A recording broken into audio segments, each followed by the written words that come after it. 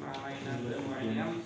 Assalatu wassalamu ala sayyidina Muhammadin sallallahu alaihi wasallam. Madam Bapak Kepala Kawan Kecamatan Kandangan yang kami hormati, kepada Bapak Syafi'i selaku PAI fungsional Kecamatan Kandangan yang kami hormati, pada Pak Imron Ketua KPI Kecamatan Kandangan yang kami hormati, dan sahabat-sahabat semua FKPI Kecamatan Kandangan. Langsung saja pada kesempatan kali ini saya akan mencoba menyampaikan materi yang sebenarnya materi ini masih menjadi pertanyaan untuk saya, dan semoga nanti menjadi diskusi yang menarik dan kita menemukan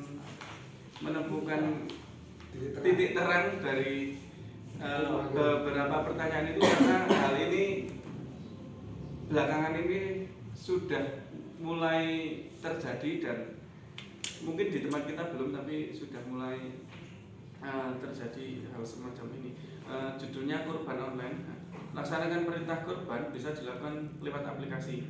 Saat ini sebagian besar permasalahan manusia dapat diselesaikan oleh benda yang bernama smartphone, gawe atau telepon pintar. Dari transaksi keseharian sampai masalah ibadah juga bisa dicarikan terobosannya lewat benda istimewa tersebut, termasuk dalam hal ibadah kurban.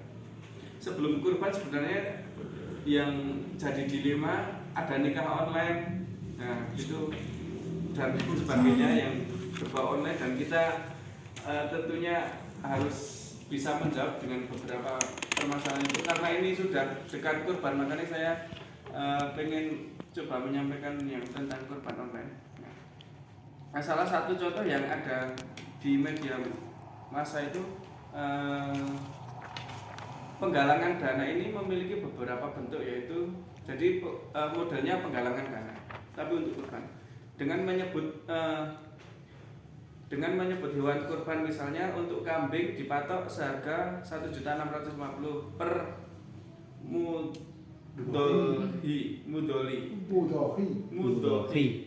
mudhohi orang yang berkurban.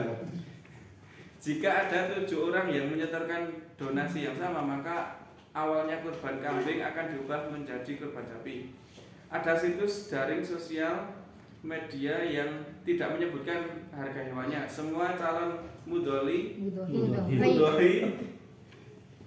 bisa menyetor sejumlah dana ke pihak provider dengan tidak dibatasi jumlahnya. Walhasil pula yang kedua ini menyerupai urunan kurban. Apakah sah? Sudah pasti perlu mencermati di dalamnya. Untuk penggalangan dana online untuk kurban ini sejatinya menyisakan beberapa masalah fikih, antara lain proses takwil hewan kurban. Taukil adalah proses pengangkatan wakil dari orang yang berkurban. Mudhohi ono elit dadi kan. Proses taukil ini biasanya menggunakan sigot pengangkatan wakil. Misalnya saya wakilkan kepadamu penyembelihan hewan kurban ini, kemudian pihak wakil menjawab saya terima perwakilannya. Selaku wakil atau mudhohi, ketetapan syara yang berlaku atasnya adalah wakil harus menyebut pihak yang diwakilinya saat menyembelih hewan kurban. Misalnya aku berniat menyembelih hewan kurban untuk kurbannya si fulan karena Allah. Ketiadaan wakil menyebut peruntukan hewan kurban menjadikan kurban tersebut belum menjadi kurban dari pihak yang diwakilinya, melainkan menjadi hewan kurban secara umum. Konsekuensinya pihak wakil harus mengganti hewan tersebut karena belum dianggap sah sesuai peruntukannya. Maka langkah yang tepat dan seharusnya dilakukan oleh wakil adalah sebagai berikut: menyusun form aplikasi kurban yang berisi akad perwakilan dan mudhohi ke orang tertentu yang ditunjuk sebagai wakil. Kedua, ketika melakukan penyembelihan maka wajib bagi pihak yang diwakili mengatasnamakan sembelihan hewan kurban tersebut ke pihak yang diwakilinya. Kecenderungan yang selama ini berkembang adalah terlalu banyak pihak yang menyetor dana kurban ke provider tertentu, lalu provider mengirim hewan kurban tersebut masjid-masjid atau daerah yang tidak diketahui siapa yang menyembelih dan tidak disebutkan siapa yang berkurban. Bila hal semacam itu terjadi, maka kurban dari mudhohi menjadi tidak sah disebabkan di luar ketentuan takyin takwil. Sebagaimana hal ini disinggung oleh Sayyid Abdullah Al-Balawi sebagai berikut. Wajib atas wakil mengerjakan sesuatu sesuai dengan yang ditentukan kepadanya oleh muwakil, baik dari sisi waktu, tempat, jenis, harga, kadar, misalnya kredit atau kontan dan lain-lain, atau setidaknya menyesuaikan terhadap petunjuk yang mendekati atas perkataannya pihak yang mewakilkan atau tradisi ahli wilayahnya muwakil, kecuali jika sama sekali tidak diketahui ada korina atau petunjuk yang mendekati ke arah muwakil, maka wajib bagi wakil melakukan pekerjaan yang lebih hati-hati menurut pertimbangannya. Jadi berdasarkan keterangan ini, harusnya bagi pihak provider yang menyalurkan hewan kurbannya dalam kondisi belum disembelih ke wilayah lain, hendaknya ia melakukan hal-hal berikut. Pertama, pihak yang ditunjuk oleh muwakil mengangkat wakil lagi atas nama muwakil di tempat baru. Pada setiap hewan kurban yang diserahkan, turut disertakan nama hewan kurban tersebut diperuntukkan untuk pihak yang diwakilinya, baik ketentuan 1 dan 2 atau ketentuan sebelumnya sebagaimana telah diuraikan di atas. Apabila tidak diindahkan oleh wakil mudhohi, maka pihak wakil hakikatnya dia wajib menanggung atas ketidaksahan hewan kurban tersebut sebagai kurbannya orang yang diwakilinya. Peserta kurban yang menyetor dana tidak cukup untuk membeli seekor kambing kurban. Pada hakikatnya kasus ini menyerupai kasus urunan hewan kurban.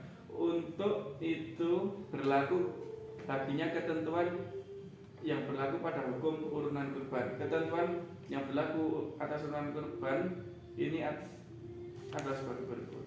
Pihak donatur belum siap dianggap sebagai mudhohi, ya belum bisa dianggap sebagai mudhohi. Batas minimal hewan kurban adalah 1 ekor kambing untuk 1 mudhohi atau 1 ekor sapi untuk 7 orang mudhohi. Bagi pihak yang menyetor dana yang kurang dari harga kambing, mereka mendapat pahala sedekah belum yang menurut ketentuan syarat hewan kurban. Pihak provider harus menentukan mentakyin bahwa hewan kurban tersebut diperuntukkan untuk si fulan jika 1 ekor kambing, atau menunjuk 7 orang jika 1 ekor sapi. Ketentuan sebagaimana disebut di atas berangkat dari pendapat Imam An-Nawawi sebagai berikut. Seekor kambing bisa disembelih hanya untuk ibadah kurban 1 orang. Kalau salah seorang dari seisi rumah telah berkurban, maka sudah nyatalah syiar Islam dan sunnah bagi seisi rumah itu. Sebagaimana fardu itu terbagi pada fardu ain dan fardu kifayah. Para ulama juga menyebutkan hukum sunnah kurban juga demikian. Ibadah kurban disunahkan bagi setiap rumah. Walhasil setiap ada inovasi baru dalam pemanfaatan teknologi secara tidak langsung membawa pengaruh terhadap praktek umum yang berlaku dalam masyarakat, khususnya yang berkaitan dengan ibadah kurban. Karena kurban merupakan ibadah, maka sah dan tidaknya kurban adalah bergantung pada dipenuhi atau tidaknya syarat dan ketentuan dalam ibadah. Kurban online merupakan inovasi baru yang syarat dan proses takwilnya atau perwakilan. Oleh karena itu, wajib bagi pihak yang menyelenggarakan penggalangan dana memperhatikan ketentuan taukil tersebut demi keabsahan pengguna jasa. Jika tidak mengindahkan, maka sudah pasti mereka berdosa karena secara syar'i sembelihan kurban orang yang diwakilinya tidak sah dan provider terkena hukum talif wajib menggantinya. Wallahu a'lam bishawab. Mungkin ini yang bisa saya sampaikan. Kurang dan lebihnya mohon maaf. Monggo nanti bila ada pertanyaan bisa langsung ditanyakan.